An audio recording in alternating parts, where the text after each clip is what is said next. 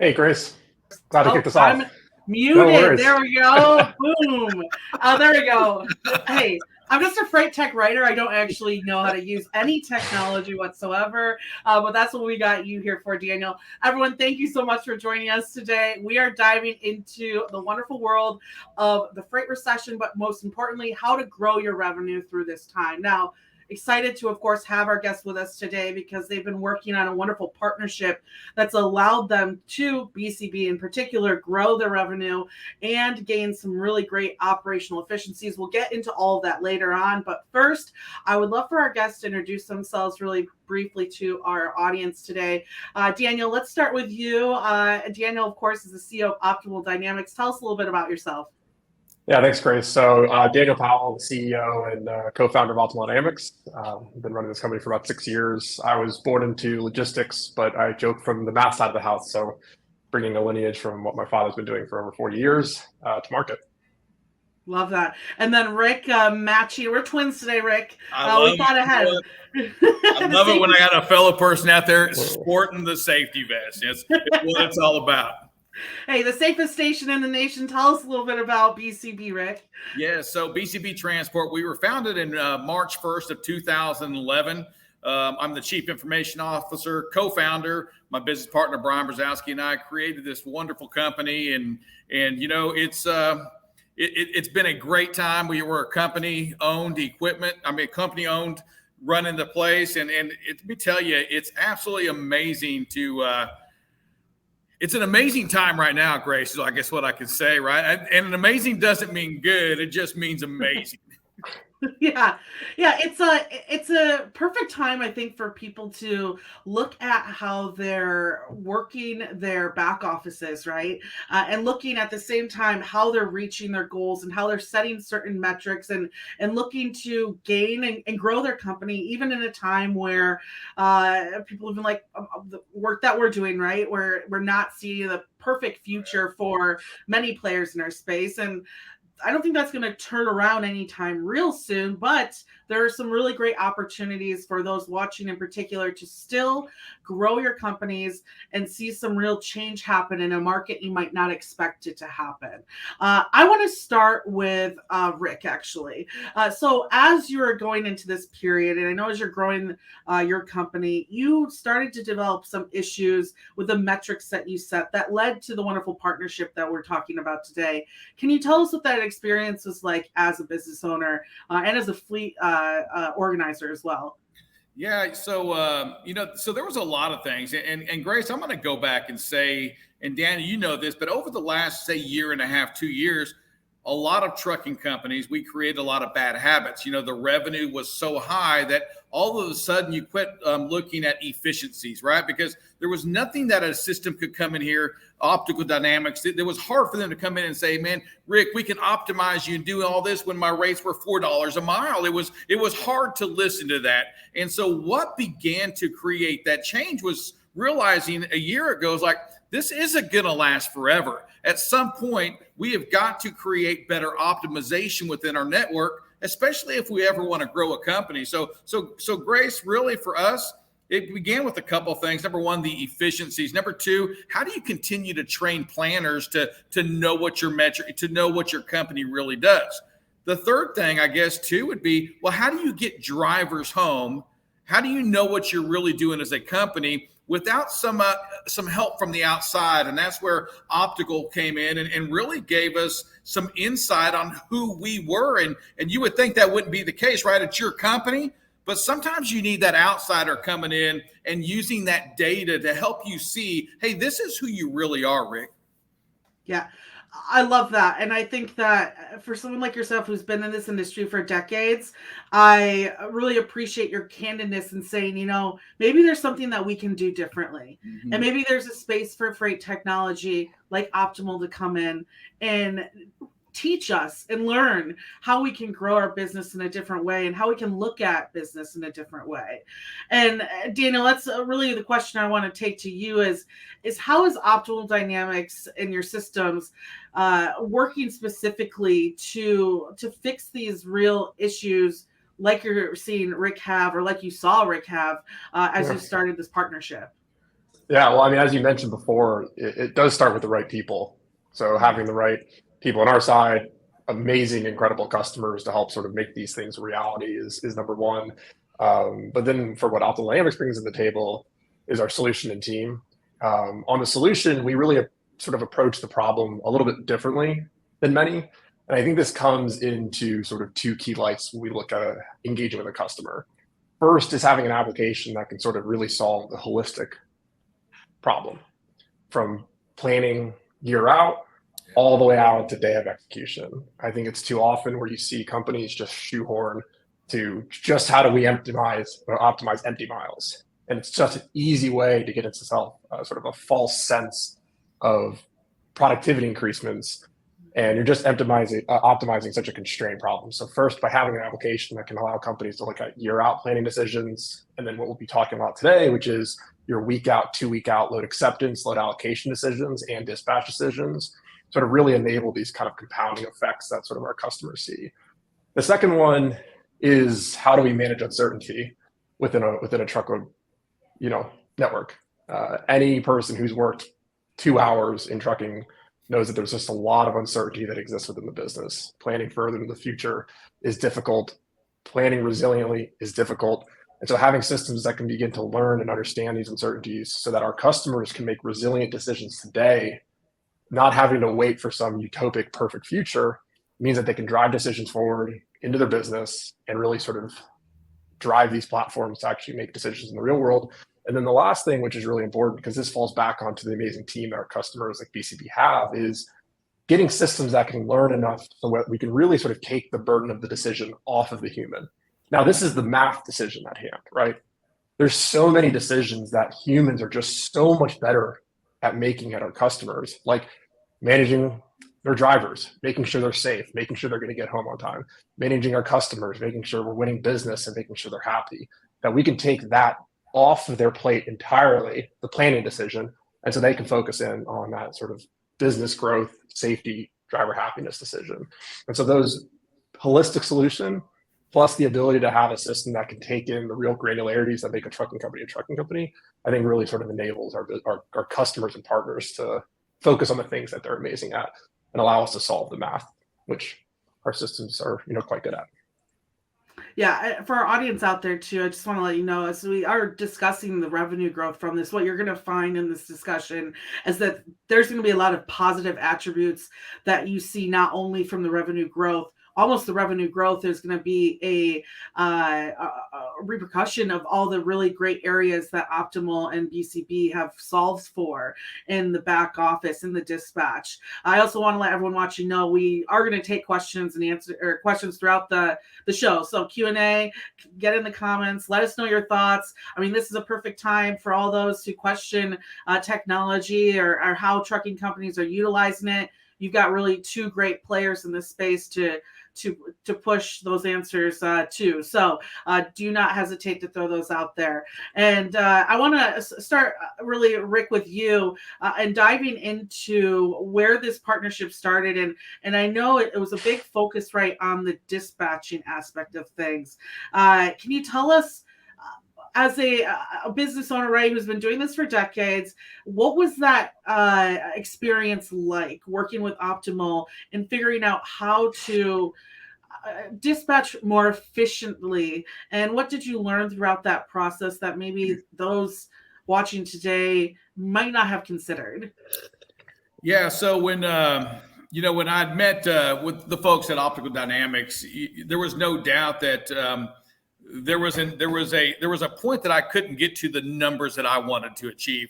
And Grace, what I mean by that is my numbers in my mind, they were really already optimized. And so Daniel and I had spoken about that before we signed it. Like, here's where my numbers are, but we're hitting right here on our own. It really was those miles, right? That productivity, the ability to not take freight that you didn't need to take, to look at this program that Optical Dynamics had and say, okay, well, how am I really going to take this and put it into my software? How am I going to really take this, what he's saying, and make it apply? And Grace, I was going to say, for me, not only was the relationship started off great because, we had, Daniel gave their people, I don't want to say gave them to us, but we worked with his people a lot. They got to know who we were. And I think you and I spoke about this before, but it was critical early in the stages that his people understand our terminology on what something meant. And kudos to that group. And if anybody's out there wondering, is it just, how do they really make it fit for your company? I'm going to say this, and Daniel, I give you kudos for this quite a bit, but you guys dig into it and try to say, okay, this is your pain point. What does that mean to our metrics? Not trying to work it the other way that say, hey, Rick, this is what we see. You guys got to redo your dispatch software or your thought process on it.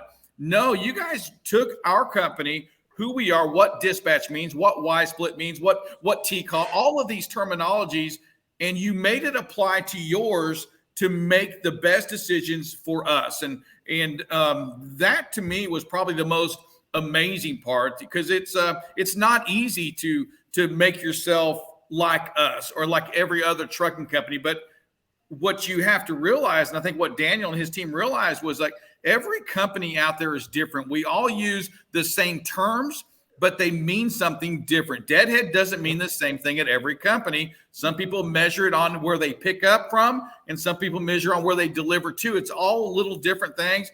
Daniel and his team, they just came in and helped us get on the same page so we could begin measuring the data that created the success that we have today.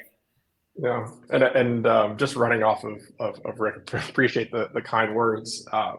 When you're developing solutions that are really enabling business transformation, there's a lot going on, right? This is the first time where you're actually not just providing little tidbits of information to a user, but you're automating the decision. There's a lot of ripples in the business. So the more that you can just seamlessly sort of interface the product within our partners, just the less friction that comes, and the more time we can focus on hitting the goals that our customers are really shooting for. And so when Rick laid out the goals that he needed, if anyone met Rick, this isn't wanted, he needed, and he was going to get, that was important, right? It was important that we were interweaved within their product, interweaved within their company, so that they were hitting the solution where they was getting to. And the lift was large, but Rick's ambitions were large. And so that sort of co-collaboration was really important to enabling really powerful products to actually work in the real world day to day out. For sure. Yeah, a lot of times when I hear about bad tech out there, tech that's not quote unquote working, when I do more research, it's that onboarding experience that's not working. It's that capability to go into an office and say, hey, let's work together and figure out exactly how we're going to go through the change management, right, of this different type of style of doing things. And I believe there was like special days that you guys had, right, Rick, where you were really challenged. Can you discuss those a little bit and how Optimal helped you through that change management as well? Yeah, so change management, it is so much easier said than done. I mean, it is difficult. I mean, when you think about what we've done on this trucking side, is that we have a sheet of paper here to our right that we write where all the trucks are going to be today, tomorrow, and that's what we look at when, and it's hard to come in here when Optical Dynamics is telling you that, man, we want you to look out 7 days, because on a planning side, you're giving yourself highs fives. You make it through tomorrow. It's, what do you mean 7 days? You're going to help us make decisions. We have to be able to do this today. So Grace, it was,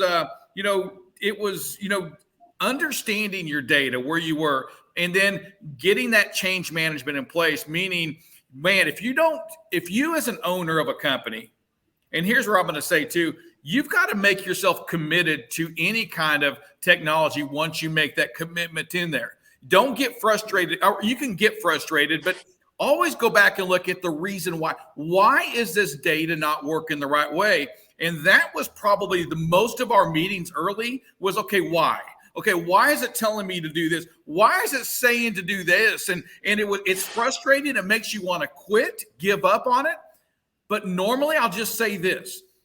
99% of the time, it really does boil back down to the data that's inside that system, the data of what you're saying, who this driver is, the data of when they go home. And then also making sure that our language, again, is talking to the same language that Daniel's team does. You know, what does PTO mean for this company? Well, it may mean something different for me than it does for somebody else.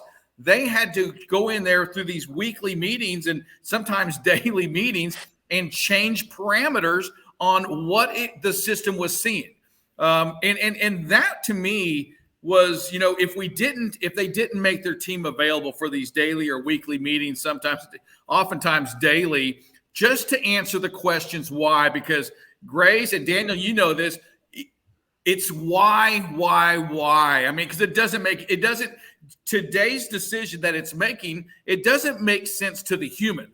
We don't get it because I have a truck right here. Why is it saying to do this? Because I've always done this. And that, Daniel, has been, that's probably your biggest challenge today. It's getting the whys. Why is it doing this? You know, and making people like ourselves who have the sheet of paper here, that's the Bible, right? I feel like when I write on my pad of paper, it should be written in red, right? It's like the gospel. And it's not. And that's where Daniel and his team really did come through our meetings to make sure that we were all talking about, number one, the same thing, and then diving into that data. Yeah.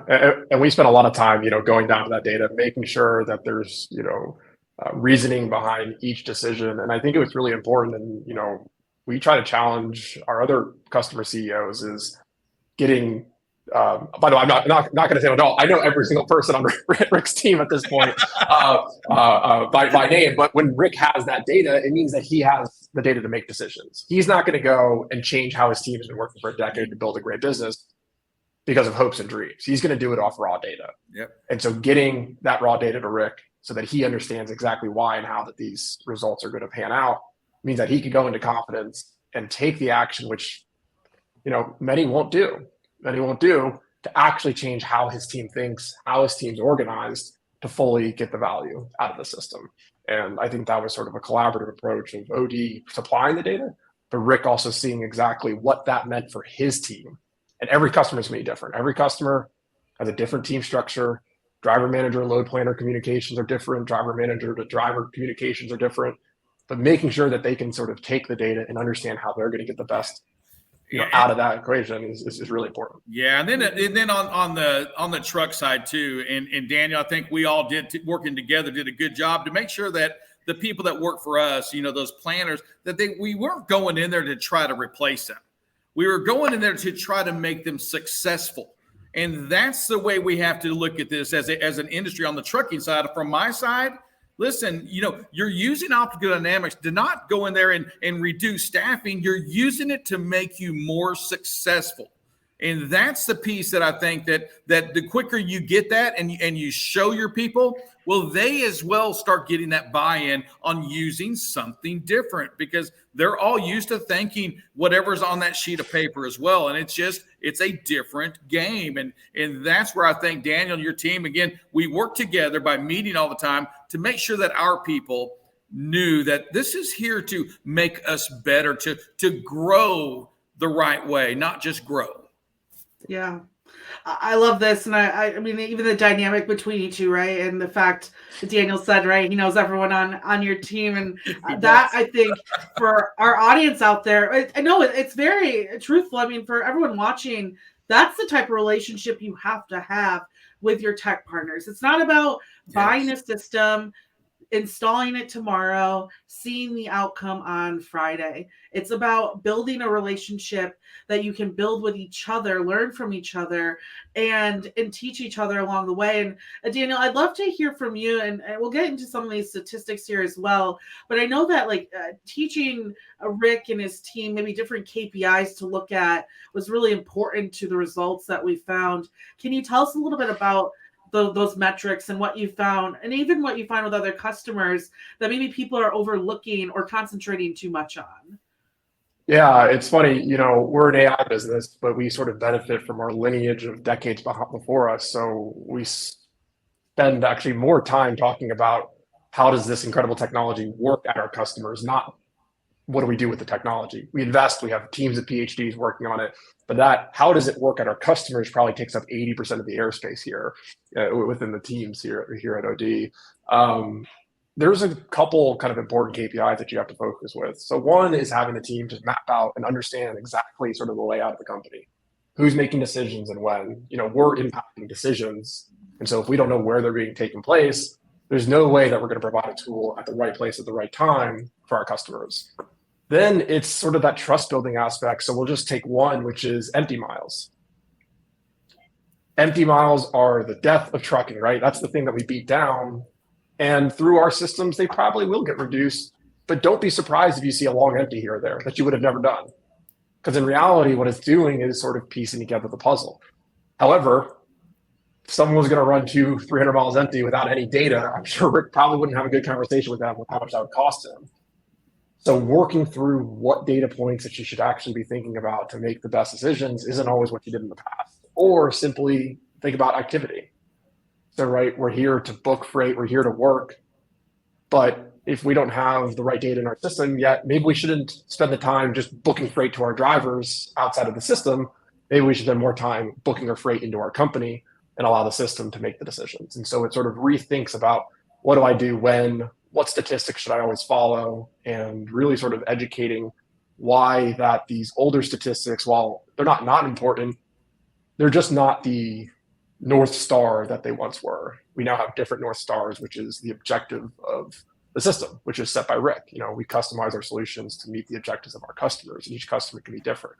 Profit, service, driver retention, whatever you might want to be. And that's the North Star that we set. And so making sure they understand what sort of functions within the company actually meet to that North Star, which is adhering to the solution, making sure it's feasible, and making sure it isn't breaking any laws or making your customers unhappy or drivers unhappy.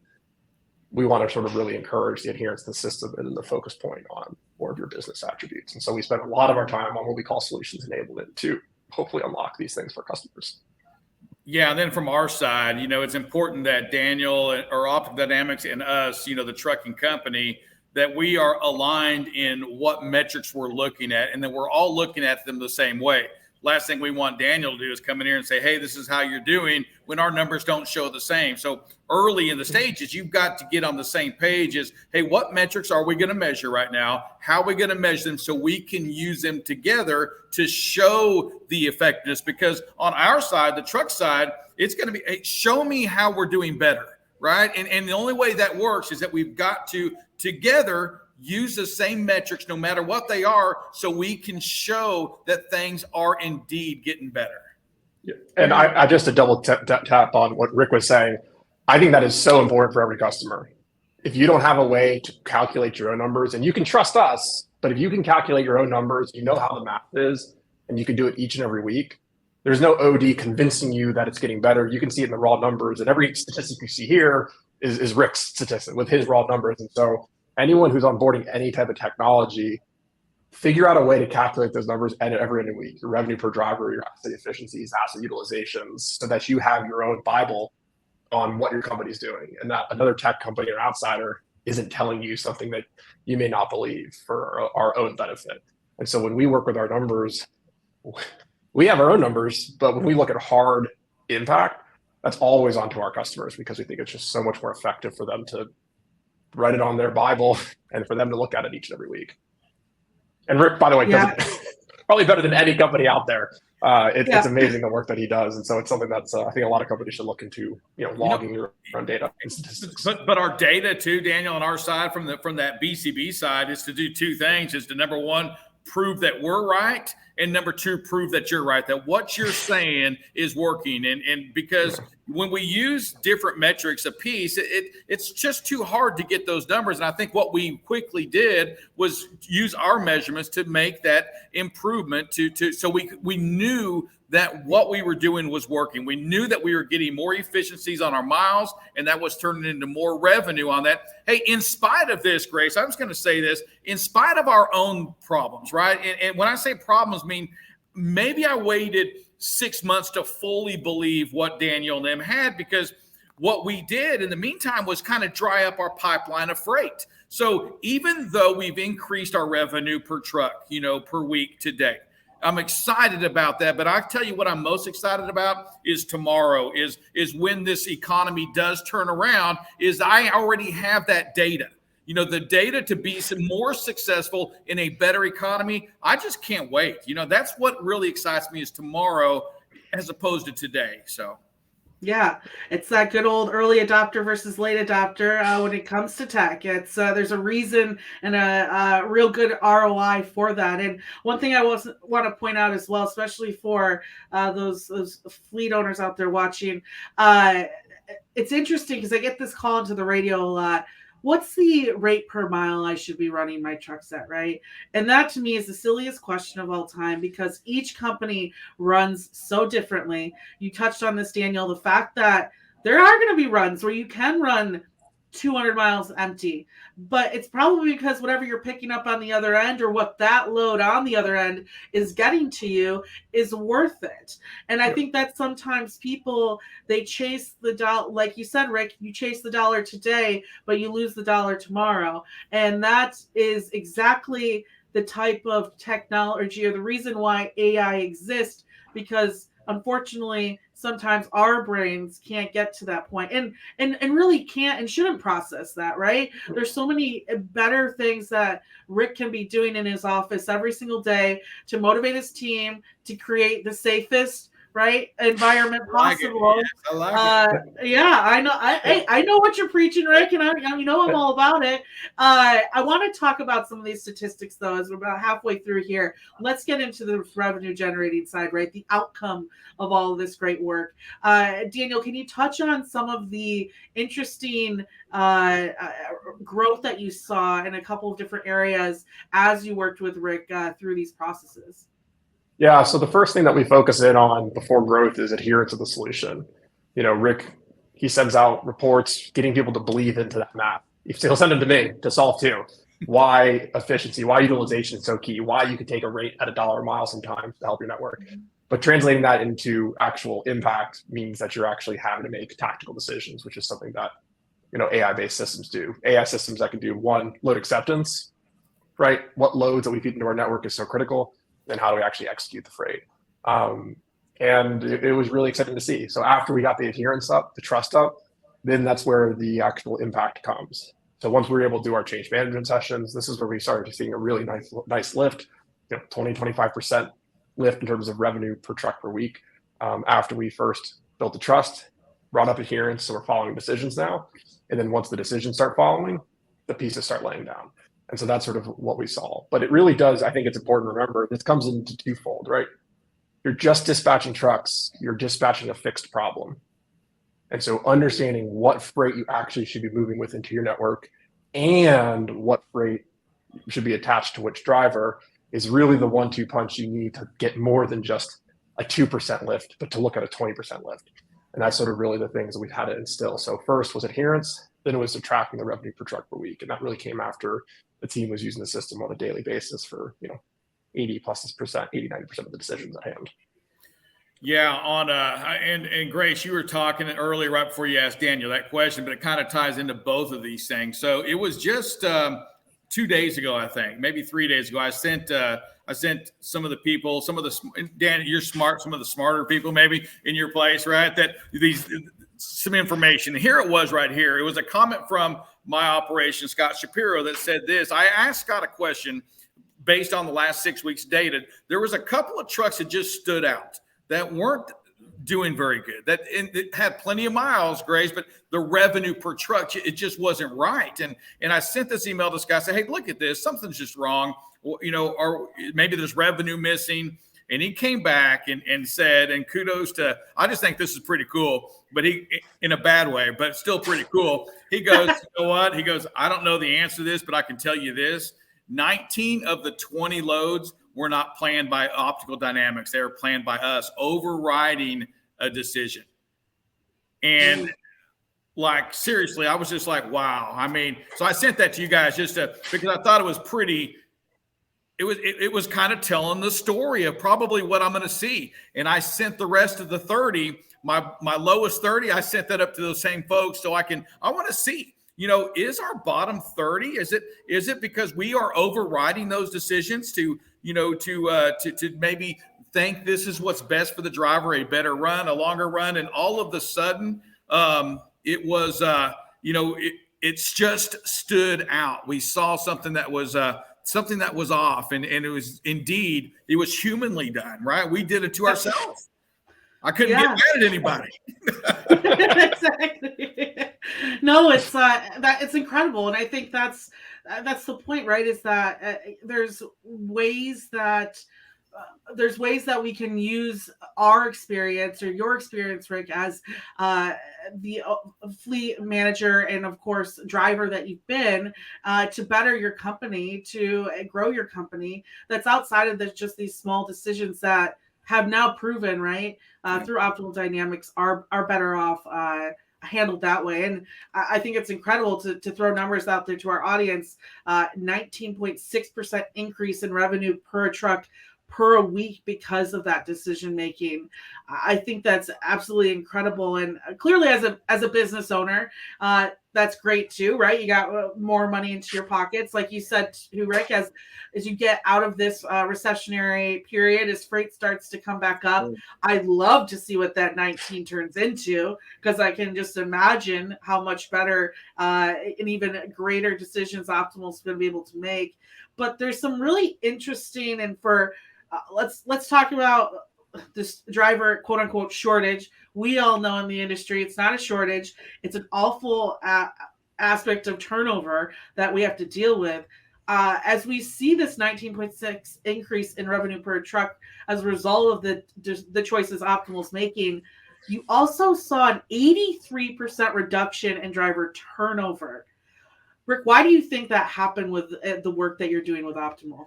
Yeah, so it was, so when you looked at what Optimal was doing, it was kind of what we were doing as well, but they were doing it a little bit better, is making sure that we are still getting the drivers home when they want to get home. And when that optimization is doing that, it's looking out 3, 4, 5, 8 days out in advance to make sure the driver's going somewhere so they can get back home. What we were doing on our side was trying to get them somewhere we thought and hoped and prayed we could get them back home, but it often didn't work that way. And then they would stay out maybe another day and a half. And so we had that issue. But also it was this, when we grabbed and we took that company trucks that were over the road company trucks hitting 310,000 miles a week, all of a sudden they grew to 365, 368, right there on the verge of 370,000 miles. These drivers were making more money and staying out at the same time. A driver has 70 hours in a week. What we did and what we were able to use with the optical dynamics was trying to get more utilization out of that time when they're away from home to create, yes, more money in their pocket, but it does the same thing to ours. Yeah. Optimal, Daniel, why do you think that occurred, and how do you guys work to make sure or work to see results like that? Yeah, I mean, you would say a little bit of this would be, in a downturn, drivers won't be moving as much. The ability to model a driver is a very complex component. All the details, all the attributes, all the uncertainties that exist in a driver. And we spend a lot of time getting that right. But you can think about it on the human level. What are these, amazing team members want to do? They want to work, they want to make good money, and they want to get back home to their families. They're getting back to their families and they just got a 20% pay bump. That's a great day for them. And so making sure that we're handling every attribute about that person, where they can go, where they need to go, thinking about them 4 or 5 days out so that they're getting back home and making money, it means a lot to them. It means that we care about them and they get to spend time with their family and they get a pay bump. And I think that's a win-win. And then BCB itself makes more money. And so for us, enabling that by enabling companies to really model the full picture, right? When you're planning 5 or 6 days out, this kind of goes back into the uncertainty. It's really hard to try to build a 7-day tour. It just doesn't happen, right? Our shippers and our customers call in each and every day. And so having systems that can learn about what might happen and putting them on that first load to know that there's a 95% chance they're going to get home, hit their miles, and hit their pay requirements is really, hopefully impactful. And then you kind of see it in the data that they're getting a pay bump, they're getting home, and, Rick's a great boss, and they're going to stay around. And, that's hopefully something that we can do for more companies. Yeah, it's it really is. And when you look at the drivers, they have a profile that we like to look at. They stay out, every day, or they're home once a week, once every 2 weeks. But they also have little things that may seem little to us, but it's an event. That's something that's important, near and dear to that driver, that is non-negotiable, that you can't miss, because maybe it's lunch with their daughter, or their granddaughter, or their wife. It's a movie night that they just had promised, him or her to do. And when those events happen and we have them in the system, and we have another system that's making sure that it's going to get them out there, still get them the most miles it can, and get them maybe through the house with a load, maybe get them to the house, it becomes invaluable to that driver and to us, because we were able to get them all that they wanted and more, and maybe just keep them under a load, that drives them through the house. And again, when humans are making those decisions, we just can't see 4 or 5 days out with 300 trucks. How are you going to do this? And, you're just focused on today, and some of the decisions that Optimal does, it allows us, again, it's that optimization. It says, I know you have a truck that's right here next to it, but you have another truck that may be 80 miles away, that if you don't pick this load up, you're going to end up sending them home empty at 350 miles. And so take this load through the house that delivers next Tuesday, and it doesn't make sense today, but it will, because this driver has to get home. All of these things, it just helps you make better decisions. Yeah. And being the owner, right, of this fleet, being management, knowing the importance of using your assets wisely, using them and understanding their value over time. Every mile that tire turns, it loses value of that truck. It's another day down the road that you're going to have to invest in new assets. And what I want our audience to really understand is, we talked about that double digit, that 19% revenue per truck per week growth. But what's also incredibly outstanding is that you're able to do that with 16% fewer tractors. What does that mean for someone like yourself, or for fleet owners, in a time where, boy, there might not be the quality of trucks available out there to invest in, and two, just knowing what the actual value of that asset is? Yeah, I think as an owner of a company, first of all, let me tell you, and you already know this answer. I think if you're watching this as an owner, but you need to hear it. It's not the size of your fleet that really matters. It's that dollar you're taking home. And I just think in today's market, and especially in today's market, what you got to realize, if you can run that same revenue, right, with less trucks, company or owner operator, we all know that we're all better off, right? It's less risk on the road from an insurance, standpoint. It's a less fixed cost. It's less fuel for your company trucks right there. But what I am, what equally excited me throughout this whole thing, Grace, is the fact that when these loads come into this system and they get a load score. And as you start understanding what this load score is, it's really trying to tell you that, hey, Rick, this load is very valuable to your assets, to your trucks. And when it's a lower score, it's really trying to tell you, hey, broker that load out. And Grace, the important part about that is this right here. And I think it's what we saw in that driver that I was referring to, is sometimes we take freight that we shouldn't take. Yeah. And now all of a sudden we have 6 weeks or 4 weeks or a week of running for fun. We're not making any money on it. We're going out and we may be breaking even. And what Optical does with that load score, it's just trying to tell you, hey, listen, this score's just not, broker this load out, because you may be able to make 20% on the brokerage side, but if you truck it yourself, you're going to lose that 20 on the way back and then some. So don't take the load. So that, to me, is probably the most intriguing part about this, is that it's helping you decide not which freight to reject back to the customer, but which freight to transfer from your assets maybe to your brokerage, because that one leg, that most profitable leg, OD's already telling you, you can't come back profitable, so don't take it. And those are learning things that you challenge yourself early with OD on. And then later on, you kind of say, oh, that's what they're talking about. I have 5 other trucks there. I have no freight for this truck. And now I'm going to have to come back empty. The whole time he was saying, don't take it. Don't take the 5th one. Don't do it. And when you do it, you lose. It's just a fact. You lose. Yeah, it's amazing how I think I mentioned this a little bit. How often owners will forget about what puzzle pieces they're actually placing down into their company, rather than there must be a better way to piece them together. If they look a little bit hotter, and this is a big thing that differentiates what we do, we spend half of our time or more thinking about what's happening a week or 2 out and what freight they should actually be moving in their business.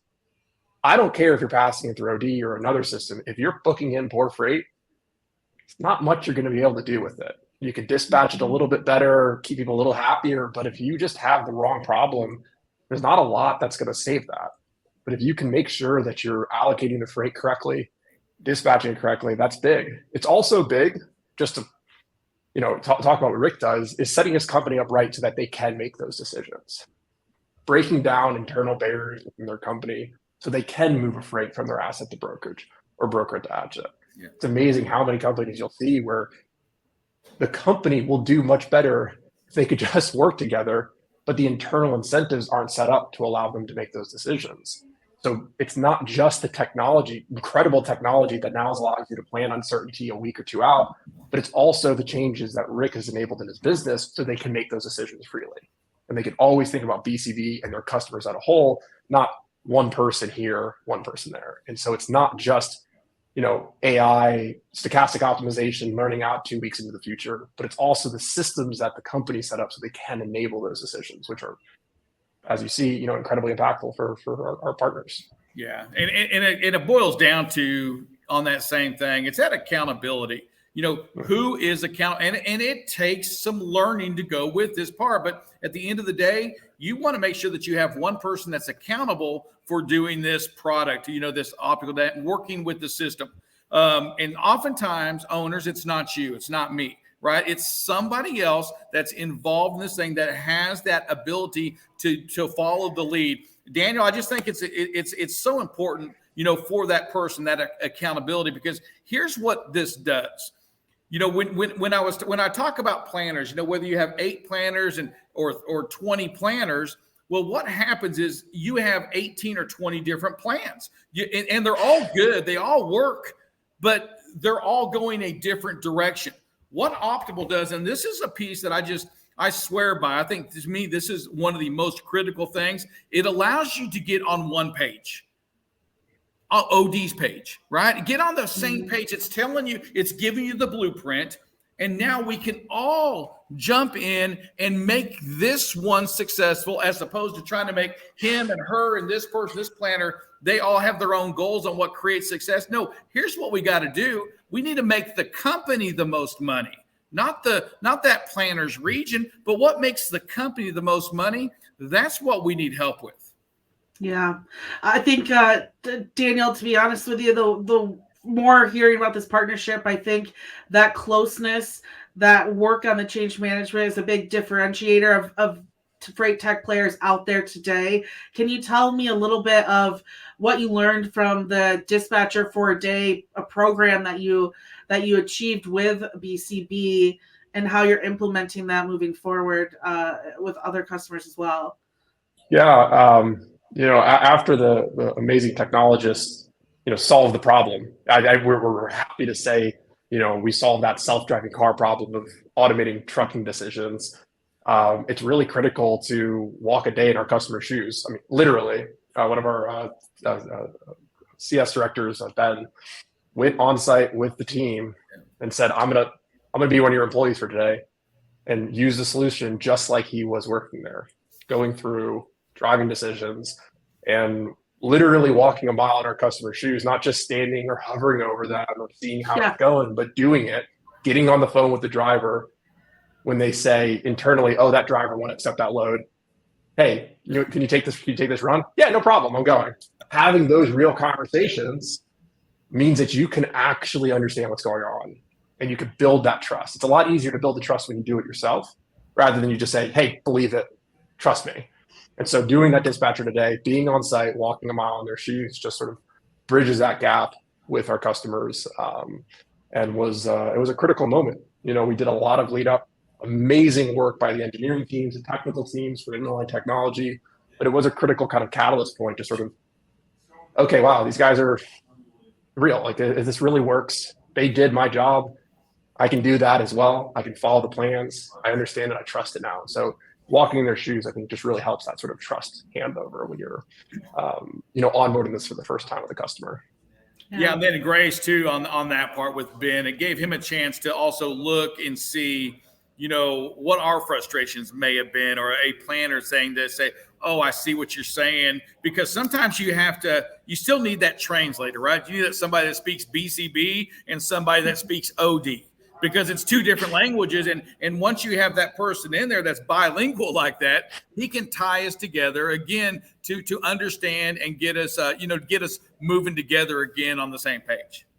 Yeah, I love it. I think it's when I was reading over the partnership, when it was brought to me, it's first off, the players a part of it. I knew it was going to be something special, but to see, Rick, I'm on the radio all day preaching to carriers that technology is something you need to embrace, and to see someone like yourself step up and say, hey, this is something that needs to be done. Other people should hear from us, and the work that we did, I think, is huge.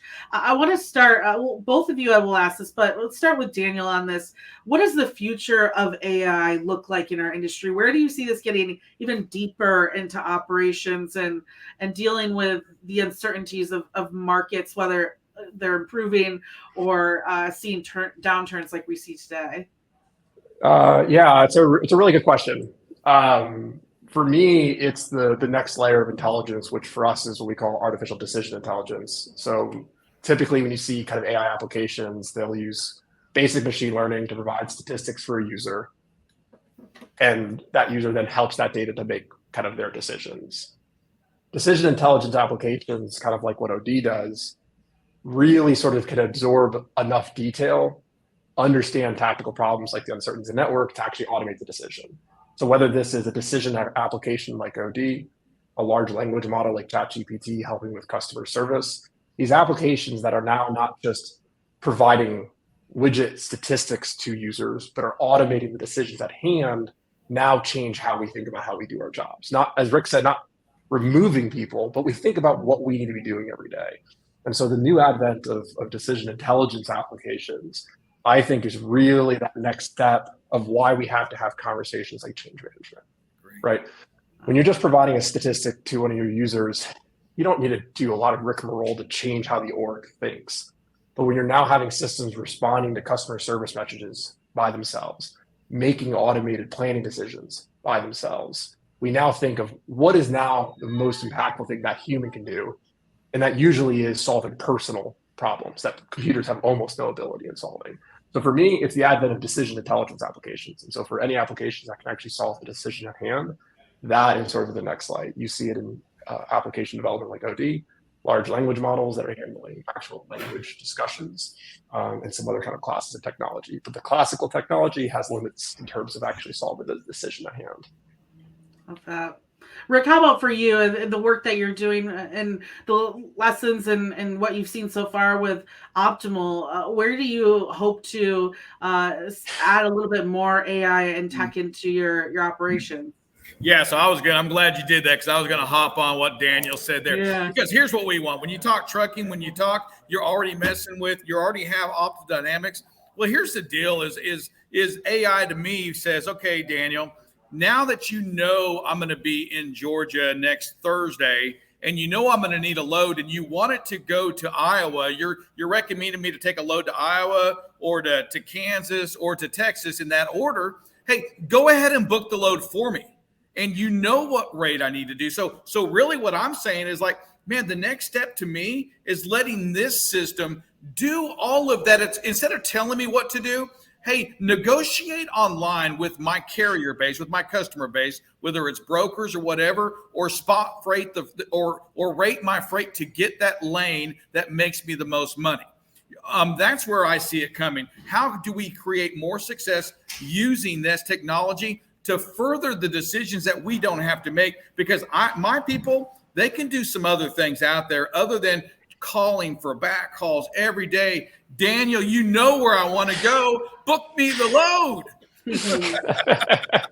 Love it. Well, and I want to touch on one area too that I know is your biggest concern in this industry, which is safety. Where is AI focusing on when it comes to, at the end of the day, keeping these drivers safe, keeping everyone else on the road safe, and helping you grow a safe business as well? Yeah, so this is my favorite piece right here, because the data the stats do show this, is that a driver that's more optimized is also a safer driver. We see that in our scorecards. We see that in everything we do. The drivers that run the most productive, right? I'm not saying the most miles or anything crazy, but those that are optimized to the best also are safer drivers out there, because they're focused on one thing, that roadway. They're not wondering about their paycheck. They're not distracted about anything right now.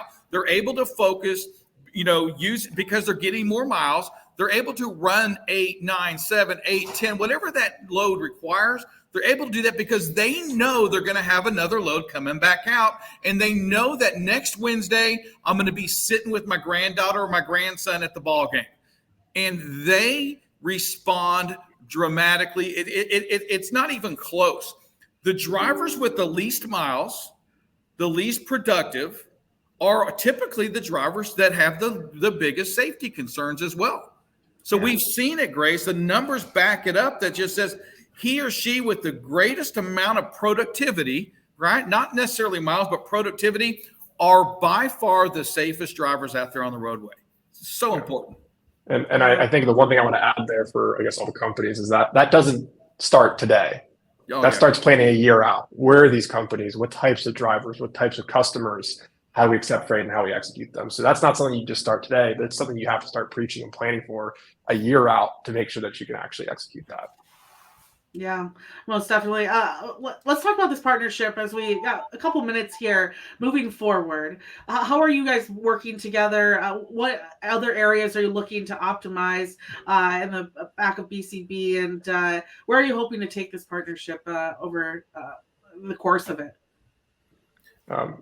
You want me to start? Let me start. Yeah, go for it. I'll start with the first part here. So one of the most critical pieces for me right now is I can't wait for next bid season, right? We don't see a lot of bids right now in the middle of the year. Is be able to take that bidding tool, put it inside, use Optidynamics to tell me, hey, numbnuts, this is the freight you want. Because we don't know that part, right? We see these weird lanes in here. We don't think we need it. I need Optidynamics to take that freight, run it in their system. And I think that's key too. It uses their system to run it in their system, to run it through and say, hey, if you would have had this load and this load and this load, 5 times a week, this is what it would have done last year. So, hey, Rick, even at $1.50, it's worth it to your company. Now, I may go out there and bid it at $2.50 or whatever, but it's telling me at $1.50, take these loads. Very critical. And I can't wait. I'm just, for the first time ever, I'm ready for bid season. I love that. He took the words out of my mouth. It's bidding. We spent a lot of our time bidding. We released our first bidding product in last October. They'll be getting their second version, Rick, in a couple of weeks. That team hasn't told you that.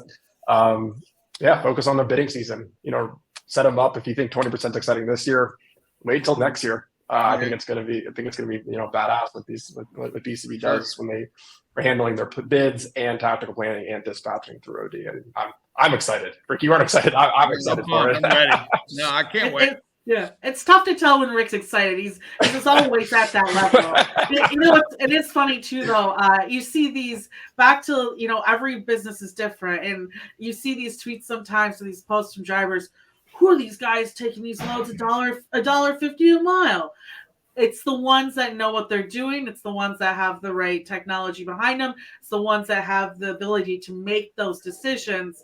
And yes, people, you can run a successful business and maybe take a load for $1.50 a mile here and there, right? So I love that you touched on that, because I think people, they see that kind of stuff and they blame the market, they blame the shippers, but I think if I'm learning anything from the two of you, Rick especially, you can only blame yourself if you don't look into these different avenues, right?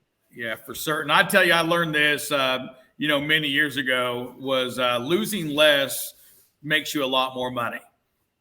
So it really does. When you lose less on a lane, when you lose less on a brokered opportunity, you make a lot more money at the end of the year.